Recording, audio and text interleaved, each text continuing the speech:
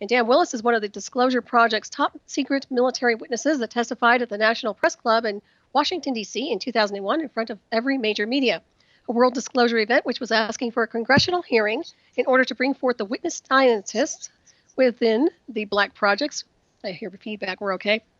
Who can release the technologies that have been hidden for over 60 years that could stop further damage to our planet. But instead, the message was sanitized by controlled mainstream media. From his personal firsthand experiences and looking into the historical indicators that have been purposely omitted from our education system that reveals the infiltration of unwarranted influences operating behind the secrecy established for our national security system.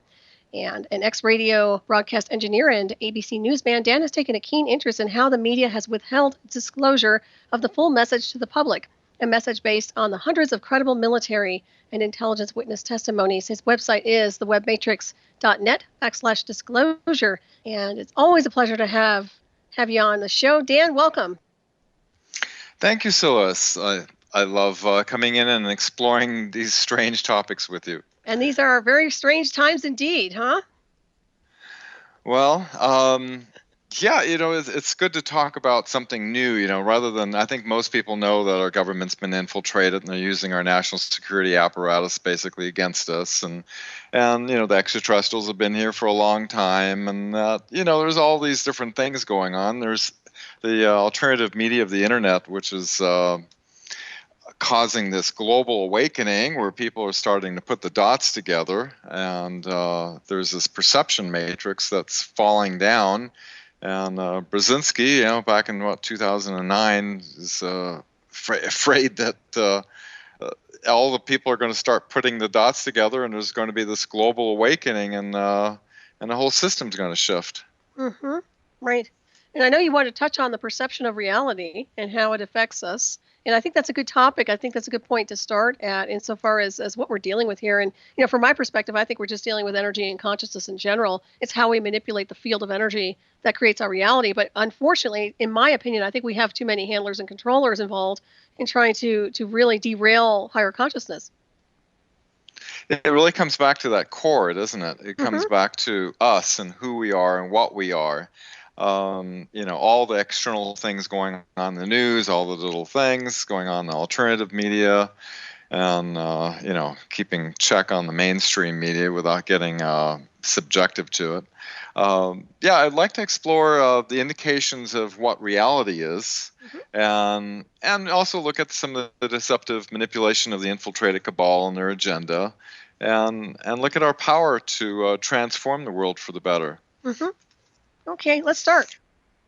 All right. Well, just reading this article about this professor of the Faculty of Philosophy at Oxford University, Nick Borsum, and Rick Turrell, director of the Center for Evolutionary Computation and Automated Design at NASA's JPL. They are both saying that we live in a holographic world and everything around us, including ourselves, is not real. And reflecting on that, when you say a hologram, the nature of a hologram is that every part of the hologram is in every part of the hologram. Therefore, you cannot affect any part of the hologram without, of course, affecting every part of the hologram. In other words, it's all interlinked and within each other. When I was in the 1980s, I worked with Dr. Marcel Vogel, and we set up a parapsychology laboratory. And one of the things we worked on, we imported this camera that was built back in the 1950s called the Delaware camera.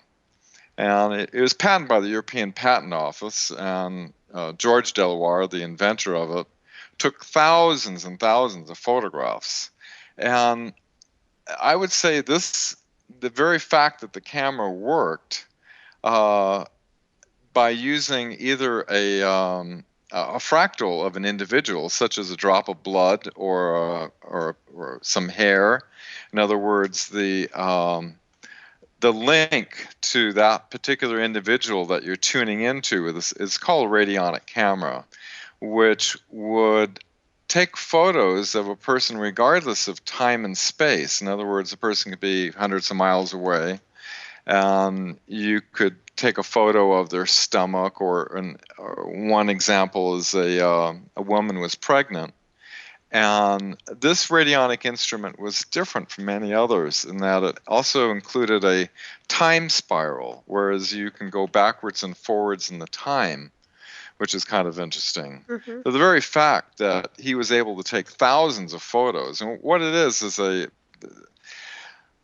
once you're attuned to the individual, it had some oscillating coils and things that would start to resonate with the chamber above that would reflect the energy back onto a photographic plate. And it seems that the silver emulsion, the silver on the film, is what was the sensitive element that would capture the photo. So the very fact that this camera did work and was patented by the European Patent Office, to me, says that absolutely the universe is holographic in nature. The very fact that the camera worked. And another lady, a chiropractor in Hollywood in the 1950s named Ruth Drown, Dr. Ruth Drown, she was reading a book called The Kabbalah Unveiled by MacGregor Mathers, and she was inspired, and she went to an electronics store and she got all these knobs and meters and and just put together this electronic thing based on the Sephira of the Tree of Life, and it worked. In fact, there was a patient that was having an operation she was in California and he was in Michigan, I think. And when they did the operation, accidentally, they do this sometimes in hospitals, they left the forceps inside the body.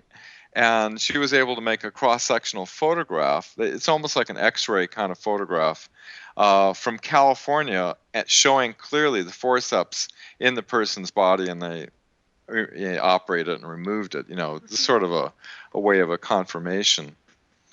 So the consciousness of this hologram, it seems like our creative thought, said in the beginning, we're made in the image and likeness of God, therefore, we're like a fractal, you could say, of a greater intelligence. Mm-hmm. That's within us.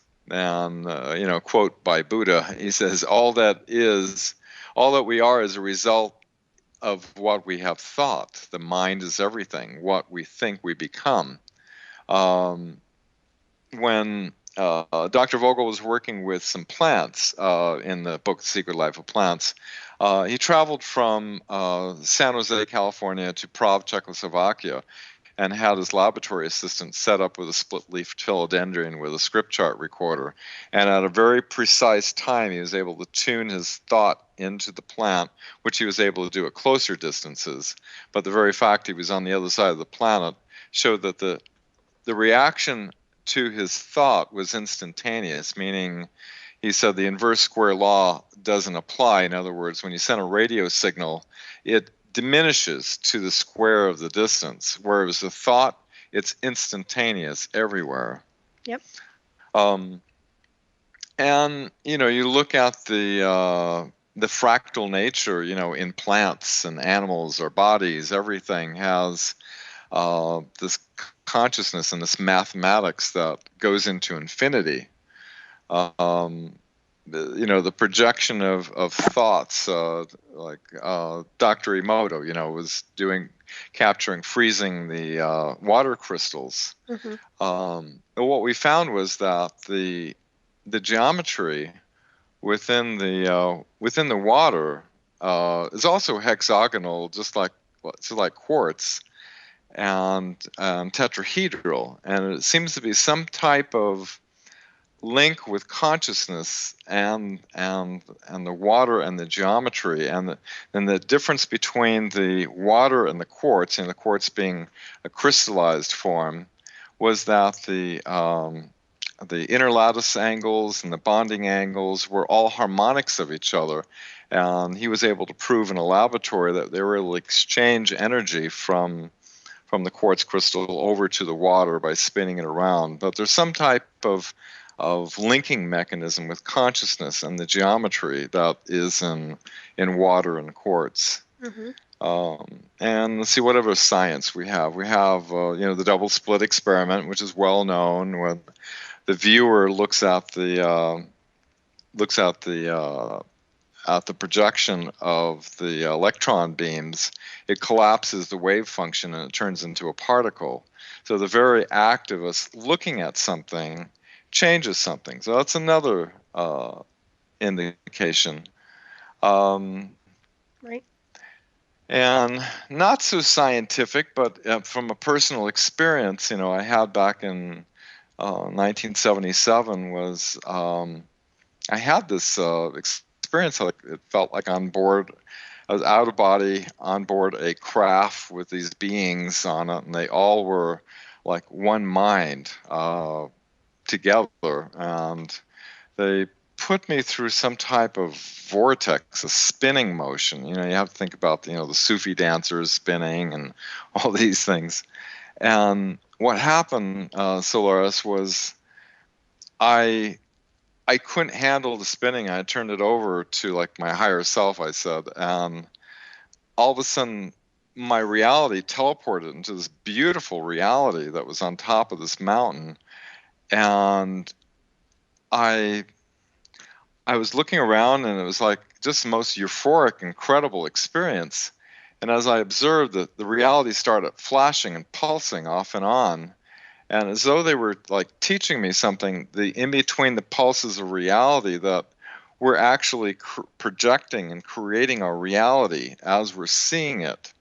There's kind of a coherency of reality with this time delay factor based on our belief and what we're experiencing. In other words, they say seeing is believing. It's kind of like a catch-22, or what your suspicions are, they're continually being confirmed because what we're seeing is what we're looking with, so to speak. Mm-hmm. The conscious mind patterns the 3D physical world, where the mind is brought down to the oscillation of matter. Einstein made a statement I thought is very consistent with this. Is like reality is an illusion, and a persistent one at that. Mm-hmm. And the very fact that it's persistent is because so long as you're looking at from the same level of consciousness, the reality continues to persist. Let's see, Greg Braden talked about a Beijing hospital where this woman had a tumor, and they had it on a live scan. And they brought in 3 special practitioners that were well trained in how to do this. And what they did was the practitioners set up a coherent reality, seeing the tumor as already healed and already and her stomach, or I think it was a kidney, I'm not sure which, but it was they were chanting already happened, already done. And as they are doing this, you can see on the screen in real-time video, the tumor starts to dematerialize. And, I had this dematerializing experience when I first met Dr. Vogel. And it's kind of a long story, but a woman came to the door with a daughter who had this tumor that was about 3/4 of an inch protruding on her ankle. Mm-hmm. And he had worked with these crystals cut to specific geometries in order to cohere the thought. In other words, a laser creates coherent light, because a laser stands for light amplification by stimulated radiation. And how a laser works is you have like a ruby crystal in the middle, and you excite that with photons, and the energy starts bouncing back and forth between 2 mirrors. And one mirror is like 100% reflective, the other one's 99% reflective. And that 1% that's coming out, that the mirrors are so spaced in order to be how you say, in phase, so that each subsequent reflection builds upon the next, and it keeps on building, so that the energy inside of a laser, like it's thousands of times more powerful than what's coming out, and that part that's coming out has the power in order to melt steel and cut through material. And so what he did was he started to cut quartz crystals in such a form as to increase the coherency of the thought that's being used. And we worked with about 24 medical doctors in the San Francisco Bay Area and had an incredible success. But and sitting next to me was a doctor we watched, and he dematerialized this tumor on this woman's ankle. Mm-hmm. And so the 3D reality that we experience, if there is a coherency of thought, it's just like you can imagine, the Indian masters, out of, the Hindu masters that can manifest an apple in their hand, have the ability to so clearly see the apple in such coherent thinking that it actually materializes in the 3D world. Mm-hmm. Our brain waves and our thoughts are usually pretty, kind of monkey mind like, and we're always jumping all over the place and not very coherent, you could say. But there's a power where thought is able to be cohered. It's able to affect physical matter. Mm-hmm. A long time ago, I went with my brother to go see Uri Geller, the Israeli psychic that, famous for bending spoons and making watches work. And he definitely made this huge pile of watches on top of the stage with all these cameras, started working. And a Greek friend totally got into his book, and he spent like 6 hours focusing on a spoon without touching it to get it to bend. At the end of about 6 hours, can you imagine somebody having the patience and not giving up on something like that? He was able to get the spoon to bend. And after that, it took maybe 2 hours, and then, like 20 minutes. And then all of a sudden, some kind of, he was just very persistent at this. All of a sudden, once he became, it seems like as soon as his confidence and his belief that he knew he could do it, all of a sudden light bulbs started bursting, mechanical things, his father's electric windows started not working right, and he had a dislike for mechanical things, so it probably set up a chain reaction. Mm-hmm. But there's a feedback loop that happens, that reality, as long as you judge the reality to be what it is, it will persist. Right. So you have to think about our subconscious mind, which receives and, writes the program in our subconscious. There was this who's the fellow who wrote, Michael Talbot, I think, talked about the story where they had this father on stage that I thought this was pretty remarkable. He was a hypnotist. There was a hypnotist on stage that hypnotized his father, who had a daughter, that his daughter was no longer visible. And so for fun, what they did was he put the daughter between him and the father, and he could not see the daughter. And he brought out a watch which had an inscription on it, and he asked the father to read the inscription. And normally the daughter would be in the way, and there's no way he could read that. But he could actually clearly see what the inscription was and was able to tell the time and everything on the watch. The fact that his daughter's image was actually only perceived in his mind, and through the subconscious being able to tell them that she could not see, did not affect the other realities. In other words, all information is available. And there's this story about the natives in the islands and not being able to see the ships on the horizon because it was not in their agreed upon reality. It was like something that just did not exist.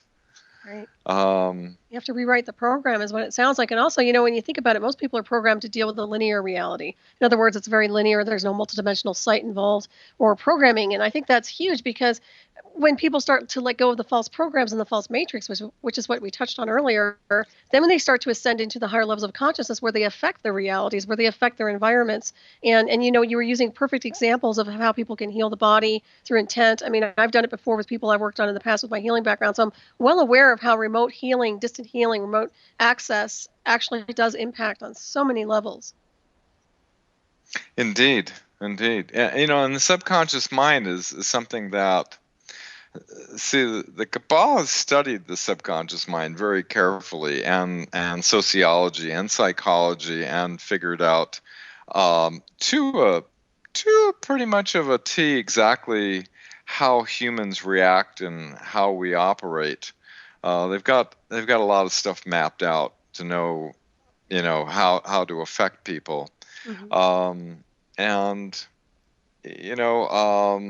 As Robert Kennedy said before he died, being assassinated, I found out something I never knew. I found out my world was not the real world.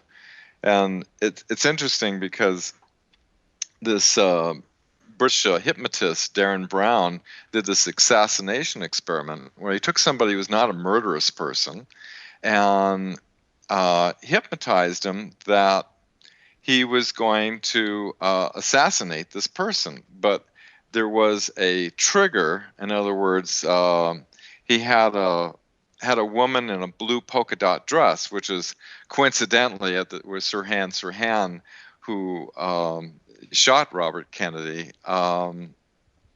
They saw a woman in a polka dot dress running out the fire escape and says, "We shot him. We killed Kennedy." So anyway, he did this example where it was an audience and he had somebody on stage, a well-known personality, and a woman with a blue-purple polka dot dress got in front of the person, and immediately that was the trigger. He got up, calmly took the gun and fired blanks, and the person pretended like he was shot, and then he went back and he sat down. And then he forgot everything. He didn't even know what he did. So you have to wonder about some of the shooting incidences that happen if they are, mind control victims of, programming the subconscious. Because he proved that somebody can be a Manchurian candidate, not necessarily have to be a murderous individual, but could be used that way. Right. Well, that's part of the artificial telepathy interface too. I mean, when they start deploying that tactical hardware onto a target, they can literally program a target if they're weak enough. Obviously, I know that technology very, very well, so I'm very clear insofar as what they're capable of doing through mind control and influencing people. And it gets pretty creepy to some degree because we want people to access their multidimensional mastery and not be consumed by these lower, disembodied entities and what I call the lower projection system of the holographic field created by man, and also the distortion and covert technology. Indeed. Yeah. Are you getting the feedback at all, by the way? Because I just heard a little one in the background. I was just wondering. No. Okay, good. Sounds perfect. Okay, it's just on my headset then. Okay, that's all right. But yeah, this is a fascinating conversation, and I totally resonate with what you're talking about here, and I'm sure the listeners do as well. But you're really dealing with a multidimensional reality and learning how to navigate through it. And I think that's what people need to really remind themselves of each day, is how to navigate at the highest level. Although it seems to me, and I'm sure you can pick up on this, that we are just consumed by a linear false matrix that's sucking us into this gravity well. I mean, propaganda 101 everywhere. Oh yeah. We're being from birth. Mm-hmm. We've been indoctrinated and been subjected to all this mind control stuff, whether or not we're aware of it or not. I think to understand things, you really have to look at nature and the collective nature of the morphogenic field. that we're all connected to. You know, everybody's heard of the 100th monkey, you know, where, you know, the monkeys are washing potatoes on the other islands and they have no way of talking to each other, no cell phones or anything. And you look at like insects and animals that, you know, how fish swim in schools like one mind, and the bees all communicate, and, you know, pretty much in the insect world you can see a lot of a group mind all interface together, whereas they all know what's going on instantly at the same time. Like, you know, somebody's attacking the beehive, you know, everybody out and attack, you know. Mm-hmm.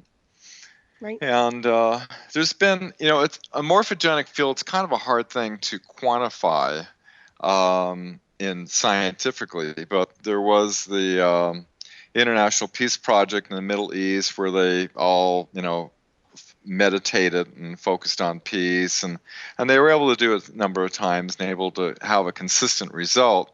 And they finally came up with a formula of what degree affects the larger community of minds, and that is the square root of 1%. If you have 7 billion people on the planet, the square root of 1% is about 8,000 people. That's hardly anything. We may even have that many listeners on this show, you know. And then you have the Global Consciousness Project, where they decided to set up these random number generators all over the planet. I think 40 some of them. And whenever there was some kind of event that would affect everybody, you know, because everybody has television or internet, you know, things like the 9/11 event or any type of event where it was kind of create an emotional shock, they could actually measure the change in the random number generators, you know, reflecting that there's a shift happening. Mm-hmm. Right. And, you know, and it's like a psychic shock, you know, like when 9/11 or shootings happen, you know, this human sacrifice type of thing. And Right. you have to wonder. No, go ahead. Oh, go ahead. No, I was just going to say, I think the problem with society in general is that they're too reactive. In other words, instead of taking their power back and disassociating, not in a negative way, but literally taking control of the situation in energy, they're actually reacting and actually feeding into and being lured into the drama. And instead, we need to recreate something else on a higher level. We have to break orbit with this drama and what's pulling us down. And I think that's what I like about alternative media, is that what we're doing is we're balancing out all the BS that's going on through mainstream. We're offsetting all that. I'm not saying alternative is 100% accurate, but I will say one thing: at least we're offsetting this distortion that's deliberately being created. Oh, yeah, they'll spend billions of dollars in think tanks engineering the perception and the reaction that people are going to have to a particular you know, broadcast they put out. Mm-hmm. They pretty much know exactly what the average Joe sitting back on the couch having a beer and potato chips watching the evening news, they know pretty much how that mind is going to perceive what they're doing. This is why back in the 30s they were researching this. I mean, they've been heavy into this, even back in the early 1920s with the Tavistock Institute, mm-hmm. with all their think tanks, you know, that eventually tied into the CIA and Stanford Research Institute and all that, you know, getting into how to manipulate the masses. Mm-hmm. Right. They never stopped. They've never stopped. And I think that's the biggest problem, and I'll say it on air. The biggest problem we have in America right now is these agencies, that they've been masterminding so many assassinations, so much manipulation, so much mind control, so many Manchurian candidates. I don't know where it's going to ever end, literally, unless they get dissolved. You know, I mean, seriously, when I look at what needs to change in America right now, we've got to get rid of these divisions. We've got to get rid of them. I mean, that's all there is to it. If they want America to ascend at a higher level of consciousness, we have got to clean up this crap. And the only way we can do that is by purging and really eliminating all these corrupt agencies, in my opinion. I mean, and I've assessed them all. Oh, yeah. It's, yeah, if you notice on the news, they're always there's some kind of action that's creating a strife against two groups, you know. and that's, they had plans way back, starting from the beginning of the country. It was 1776 when Rothschild wrote out the plan for the Illuminati, and they planned to have everybody armed and then set up situations where, like, breed, false flag events or provocateurs where everybody ends up trying to kill each other while they profit at it. But the main element was to have absolute control of the press. So long as they can control everybody's perception, and they were doing that back in 1917 when Rockefeller and J.P. Morgan and Warburg, the one that got us into the Federal Reserve in 1913, controlled all the main newspapers, like 25 of them, that they put their own editors in order to for the public to gain a certain perception, and they would tell them what to write. No different than today when the CIA has non-official cover journalists that are actually being fed scripts by the CIA of what to report, and it looks like it's coming from them, but it's actually their non-official cover, which will disavow any knowledge if they're caught. So you have that situation completely. Only it's on steroids now with, fine-tuned and polished, to a fine art. Yep. I was just researching a contact I had back in the 70s, Dr. Ray Brown, who was a homeopathic doctor and naturopathic doctor, rather, in San Diego, who had this experience diving. He was diving for Spanish treasure off of Bimini, and you probably heard the story where he swam down, when the sands shifted, and he swam down into this huge pyramid about 400 feet tall, with the inside of the room was like this polished white marble-like, and it was like illuminated, the whole room, but there was nothing growing on the walls or anything.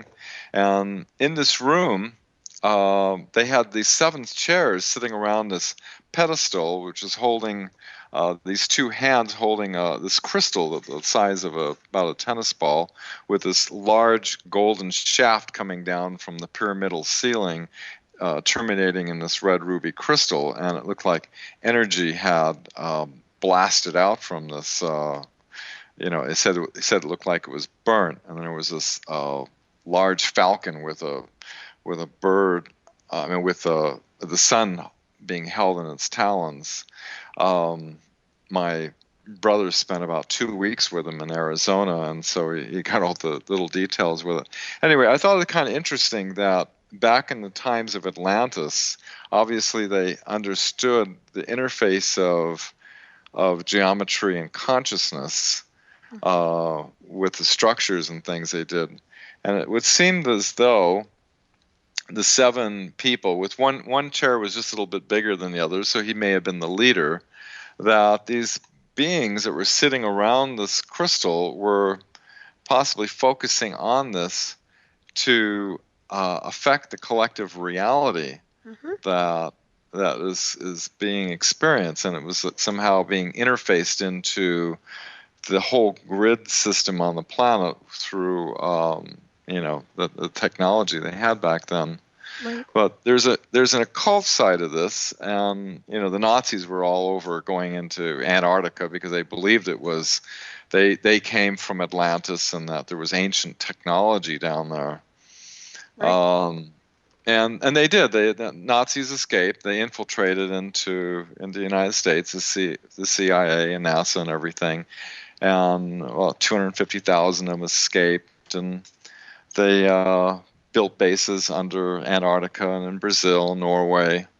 And in 1946, after the war, the Rockefeller Foundation, by the way, the Nazis with the banking elite cabal are all have the same ideology and the same agenda, and so they all kind of work. In fact, if it wasn't for the connections like Alan Dulles and others that were with the banking elite, the Nazis wouldn't have had the funding to be able to even start what they were doing. Right. And they allowed, Hitler and Himmler, everybody escaped, and moved down to Argentina and the other bases. So what they did was they wanted to hide all that, because in the future, they had this plan of Weltanschauungskrieg, which means worldview warfare, where they're planning on infiltrating into the United States and completely control the view of the world. And so the first thing they did in 1946 is they rewrote all the school textbooks of what actually happened at the end of World War II. So all the kids now going through school and several generations have not been told the whole story of what actually happened at the end of World War II. We thought we won, with victory, ticker tape parades, yay, won over Germany, but all the Nazis escaped, and we even provided all the paperwork for and gave them new identities, to escape all over the place. Yeah, and also allowed them to do more black technology research, and of course that included mind control. But yeah, it never ended. And the sad thing is that history has been rewritten since the beginning of man-made time and the illusion of time, which really doesn't exist. But literally speaking, we have had so much washover with data. It's all incorrect anyway. So you have to navigate at a higher level of consciousness in order to get the truth. And what's interesting when you touched on Atlantis is that I'm a firm believer that there are not many of us who are true Atlantean souls, which means that there are a certain amount of Atlanteans, and they're not necessarily German, that were incarnated as Atlanteans. And I know you understand what I'm talking about without getting too specific here. But literally, there are those of us who are old ancient ones who have incarnated and were there and do remember at the cellular level the technology. We do remember the wars. And I think that, for them to just isolate it and say, well, it was only the Germans, that's not true. And I don't know why they came up with that passion thinking that they were the special race, and I don't believe that's true at all, because I believe, and I know in my heart and beyond it all, that consciousness is really what it's about, and that no matter what race you are on the timeline, it's who you were on multiple timelines. What are you? Where were you in the beginning of time and the illusion of time, and where do you live in between worlds? And I can get really esoteric with this, but very fascinating. I was going to ask you real quick, and I know I probably asked you this before, whatever happened to that data about the pyramid that was located? Was anything ever confiscated? Whatever happened to any artifacts associated with that man that found that information on the Atlantis pyramid?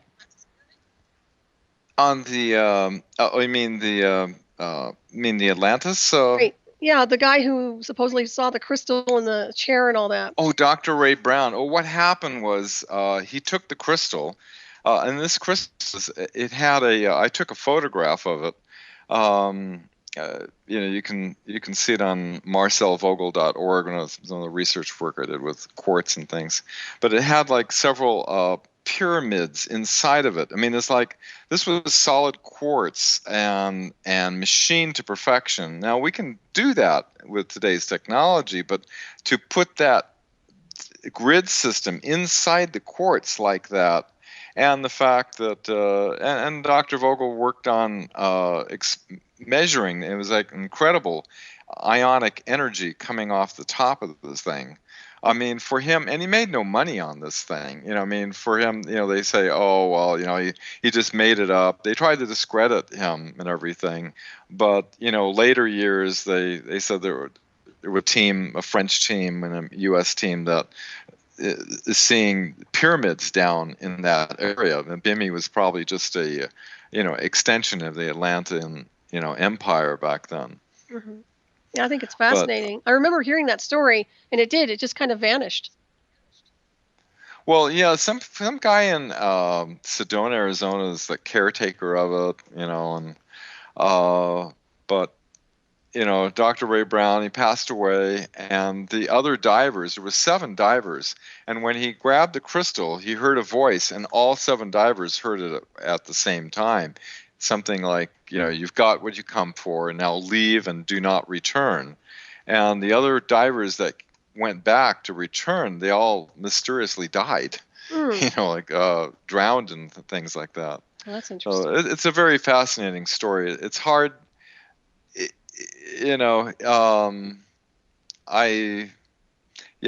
a hard one to prove. And they say, well, why didn't you take pictures? Well, it was a storm. The storm is what blew pushed not blew, but, the ocean currents moved the sands away, and they could see these ancient ruins of like marble and look like Egyptian kind of buildings and things.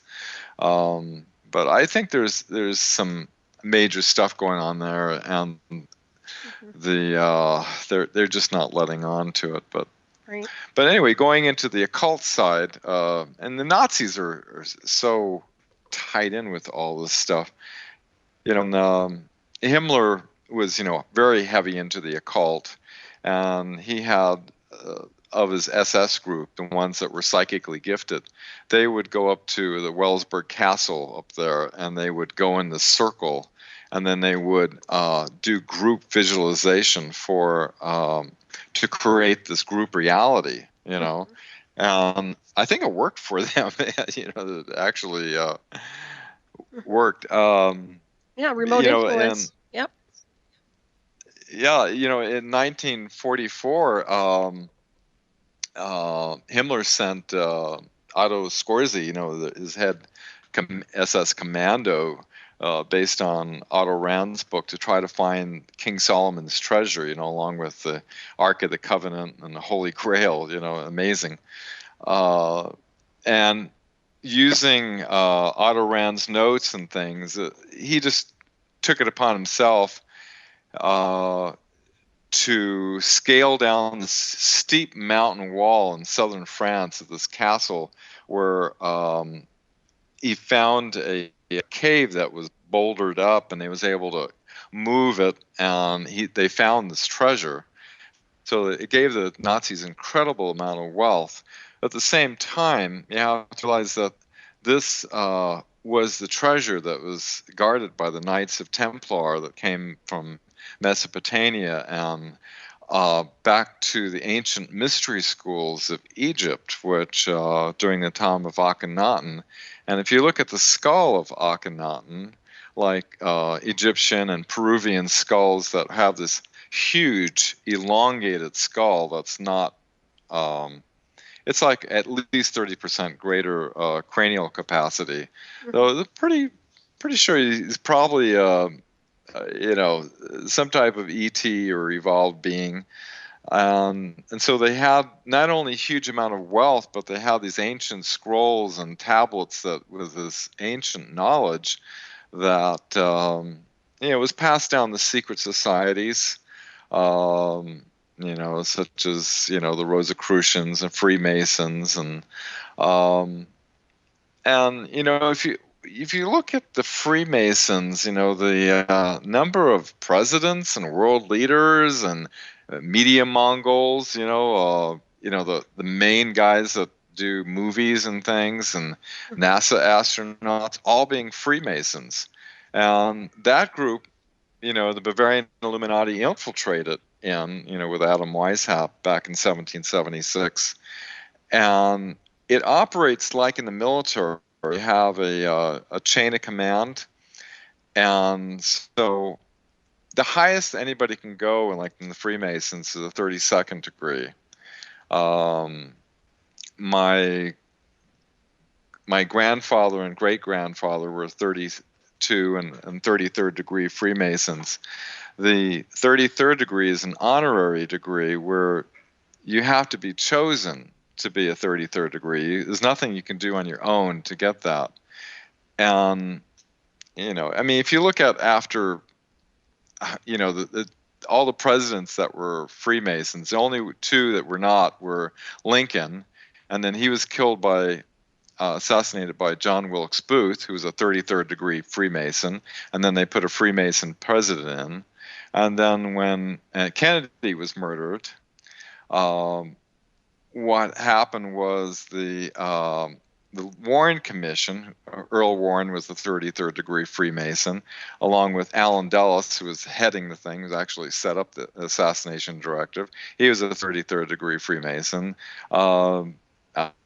Gerald Ford was there, 33rd degree Freemason, and this was all set up with Lyndon B. Johnson, another 33rd degree. I mean, for all these people to be 33rd degree Freemason determined it was a lone gunman that happened. It seems kind of coincidental, When you look at all the Knights of Malta. Himmler was a Knight of Malta. George W. Bush was a Knight of Malta. And then you have the Skull and Bones. Even when they tried to take over our government with the Nazi regime in 1933. His grandfather, Prescott Bush, another skull and bones. But a whistleblower, General Butler, blew the whistle, and so we have him to thank for our country not being Nazified back then. At least back then, but it's morphing now. It's interesting when you touched on the Knights of Malta. To me, with all these guys who are, and I come from a Masonic family, high ranking too, and my ancestors on my mother's side, but I'll tell you, what I've seen is that there is a corruption that's happened between all these areas and these secret societies. They cannot, and they're not evolved enough at the soul spiritual consciousness level to contain and run with the technology and access to the information they have. And they've acquired this, and I don't believe they acquired it by the law of grace and higher consciousness. These people have stolen information. They've stolen archives. They've rerouted a lot of the data. They reverse engineered, just like the Black Technology Program. So we're dealing with a corruption here that's out of control. It's morphed into something that's very dark and distorted, opposed to the true celestial energies that are associated with the ancient mystery schools. Yeah, you have to think about what is it that the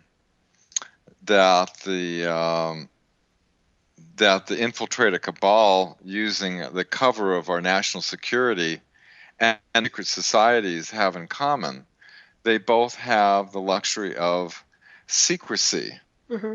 And Kennedy, before they murdered him, gave a warning about the dangers of secrecy and of secret societies, and that the benefits don't outweigh the dangers of secret society. In fact, the first CIA director, Admiral Roscoe Hillenkotter, he said that, we need to have a congressional hearing to keep from the dangers of secrecy surrounding the extraterrestrial issue. So secrecy has been the cabal's main. Without secrecy, they couldn't conduct all the things that they do. And also, part of the lies and deception is that we are star people, and that they've robbed us of that celestial heritage by obfuscation of information. But we get it anyway, because some of us are contactees and some of us get pulled into different programs. Some of us have natural abilities, avatar abilities that get activated. And then, of course, we get hit on by national security. We get tracked and monitored and eventually pulled into sometimes a MyLab. So I can see where this is all going and how it dovetails into their agenda. But I will tell you one thing, and I hope that people who are listening understand this, that we are the star beings we look for. We are those species off-world. I know we are. And these guys have been doing nothing but trying to dumb the masses down, to make them forget their celestial heritage, to forget who they are as multidimensional beings, to forget their powers and their abilities of consciousness. I mean, my goodness, Dan, if we have everybody hooked up to higher consciousness, we don't have the drama going on this planet. Yeah, that's right. That's right. We could change it all in a microsecond. Yeah, go ahead. Higher consciousness. To me, that when you move into the higher realms, you work more in harmony with your higher aspect, and your higher aspect within you is connected to more closely, you could say. Everything's connected as one in truth, in actuality, but we have different levels of reality, different levels of perception. And as we go up into the higher aspects of ourself, we go more toward harmony. We go more toward, more toward love, more toward, things along that nature, rather than hate and killing and suffering and all that. And it also gives you higher. It gives you clarity. There's no distortion. In other words, since we're dealing with a holographic design work here, we have a lot of interference patterns being deliberately run. There's a lot of distortion. So in order to clear that, you have to navigate at a higher frequency. And we all know this. This is how you navigate through space. You go through higher frequencies. You open up more stargates through consciousness, through higher frequencies. And I think that really boils down to, once you plug into that, there's no distortion. In other words, you see what's truth. You see what's a lie. You know the difference between good and evil. I mean, it's right there, right in your face. There's no confusion at all. There's no scrambling. Oh, that's so true. Yeah, everything starts becoming very transparent and obvious. Mm-hmm. Right. And that's why I promote Yeah. higher consciousness. And then once again, as I look at the spectrum of man right now in this linear world that he's created, I mean, these cabals, this New World Order is desperately making a move to control, manipulate, and shut down consciousness. There's no doubt about it. These guys are completely terrified of something because I've never seen them push so hard to control somebody from making decisions about anything. I mean, I can't believe what's going on in the linear realm. And of course, I observe it as a watcher. But I'll tell you, man, it's bizarro. Oh yeah, they're attacking us on every possible level they can attack us. On the fluoride in our water, trying to affect our genetics with genetically modified food, and the aluminum, beryllium in the air they spray, and now they're trying to make mandatory. Well, they've made quite a headway. In California, if you're going to school, you have a mandatory vaccination, Right. Well, that's crazy. Yeah, go ahead. Yeah, it is crazy. Yeah, absolutely. We're going to have it looks like we're at the top of the hour. That's amazing. I know, it went by fast. Yeah, we'll be right back, everybody. Please stay tuned. Ravenstar's Witching Hour, my special guest, Dan Willis.